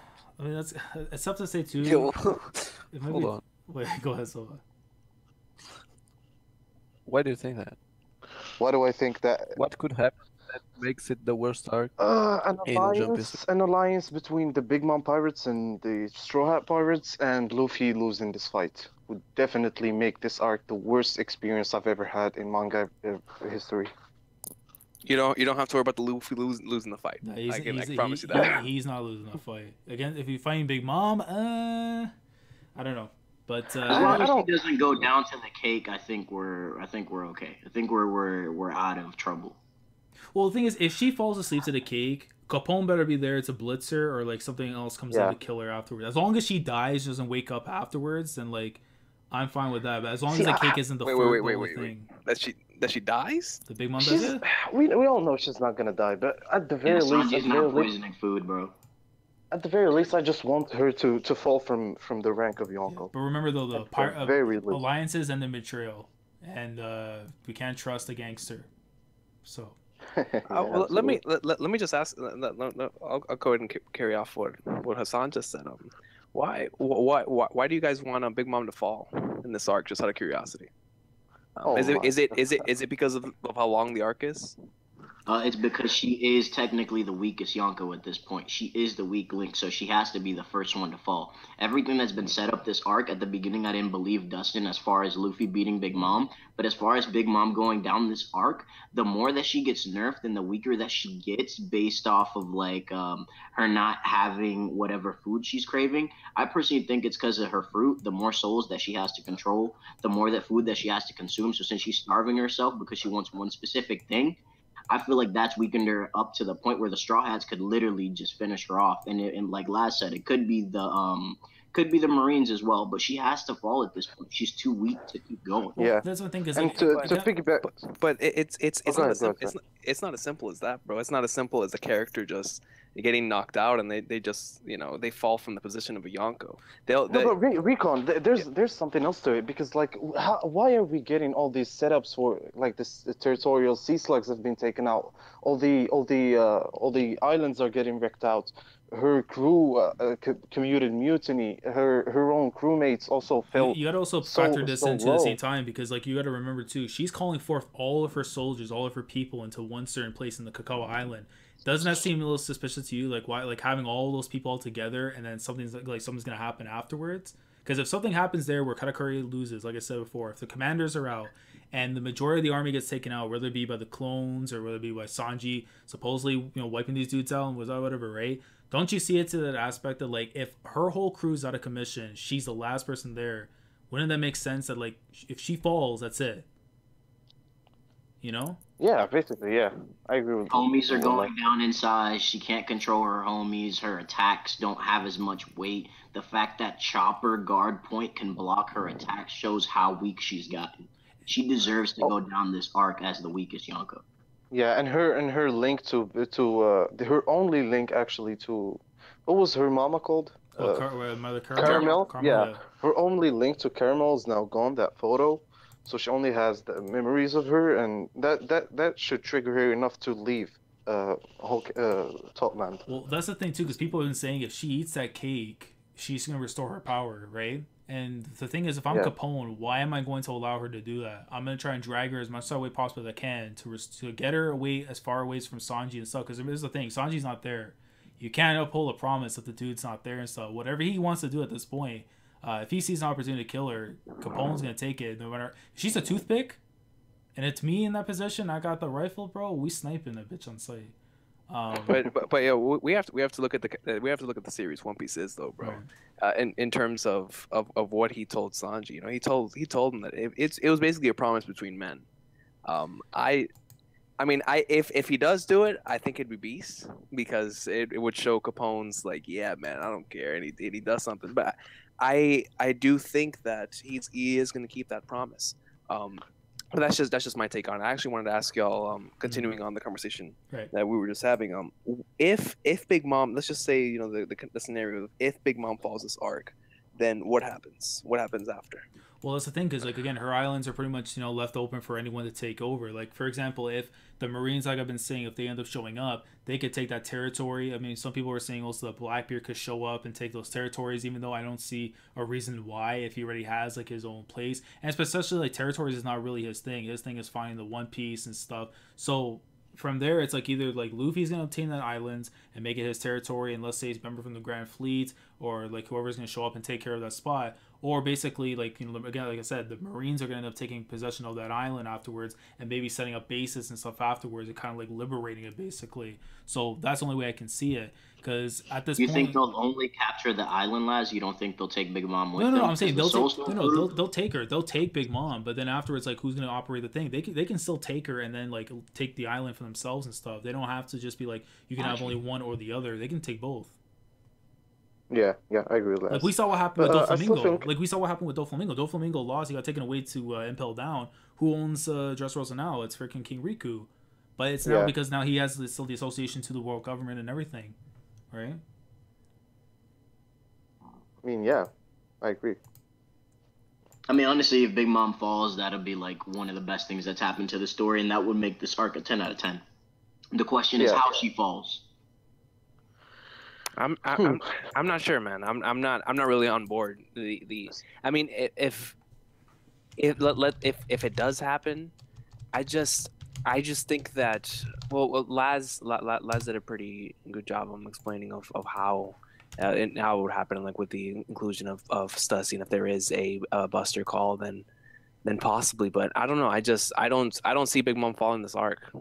I personally think it'll happen through a battle royale, and whoever wants to defect from her side will be with the Straw Hats, the Fishmen, Capone's crew, Caesar. Just everybody will be on that side against the left of the Big Mom's crew, the Germa too, and that'll just be what ends it up. And I do believe that the closer that we get in the way that things are progressing, it might be possible for Dustin to be right. So we never know, man.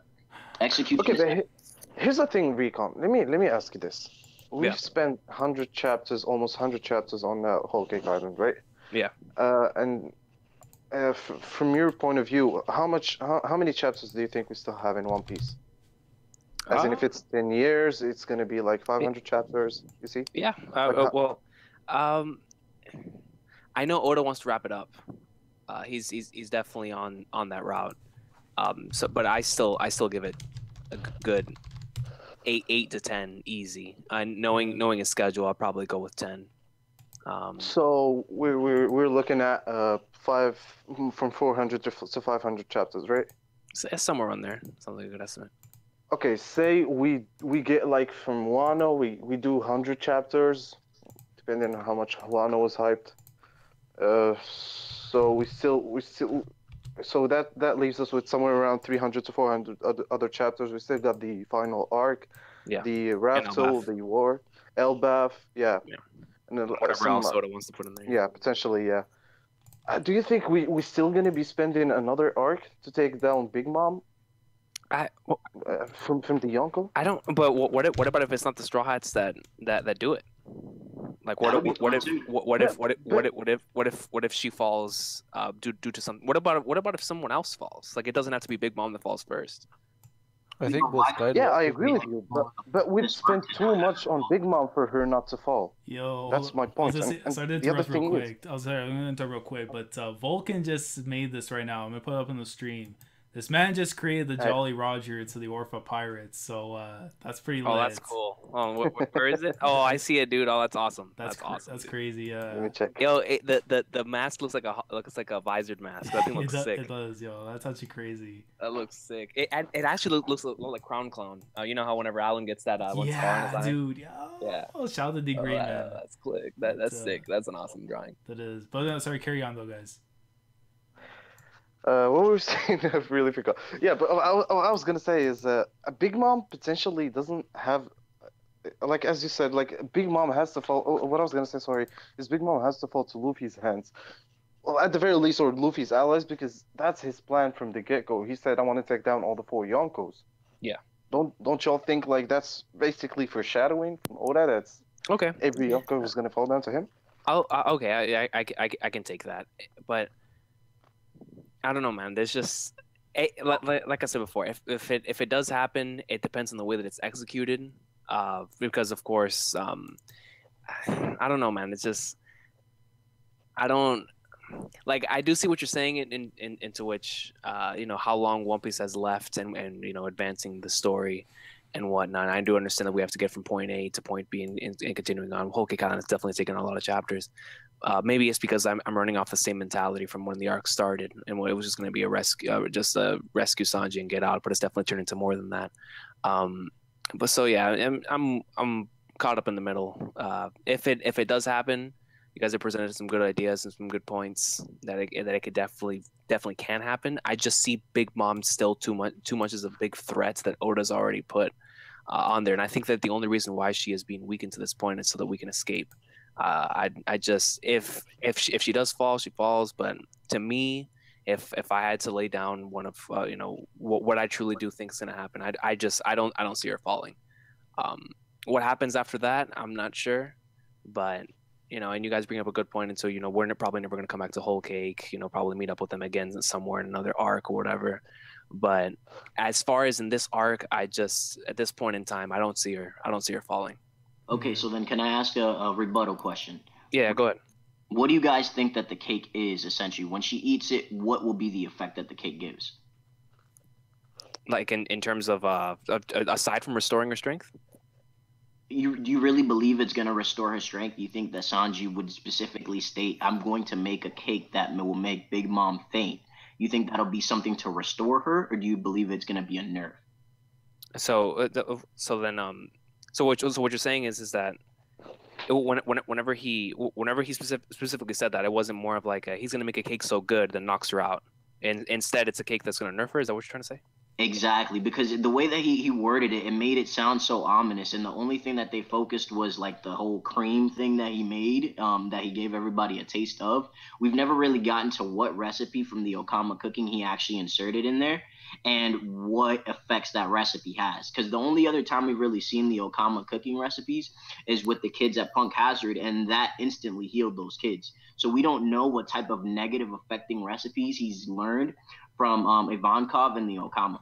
So I feel like that'll be another nerf, and that'll be another reason pushing Big Mom further down as far as her power is concerned, enough for the Straw Hats to take her out. Yeah, I was going to also say, too, because this is another factor we were forgetting as well, but we haven't seen Caesar in a long time, right? So, like, could you also, if let's say the guy's a gangster has Sino, but could we see a situation where, let's say, like, because we haven't seen him in a while, we don't know where his location is, but could we see him, like, possibly, like, running into, like, Capone and stuff, and then, like, potentially, like, you know, tampering with the cake itself, while Capone's being busy with Big Mom, and like unintentionally they don't know that Caesar did something to the cake that's gonna cause it to be contaminated or whatever to mess up Big Mom, and then like in a sense it wouldn't be essentially like Capone betraying what Sanji said, just that like, you know, Caesar just by happen found the cake, knew it could be something that can weaken Big Mom if he does something to it. We know he dabbles into like medical stuff, poison, drugs, that kind of stuff. So I mean, what do you guys think? Like, will you see like Caesar playing some kind of role in the cake going to Big Mom, or like? Well, first of all, I kind of agree with what Rigon was saying as far as Beiji isn't going to be is going to stick to his word to Sanji, but he's still going to be attacking Big Mom after she eats the cake. That's my point. Precisely. I think he's gonna fail, bro, just like he did the first time. We don't know. We could go either ways.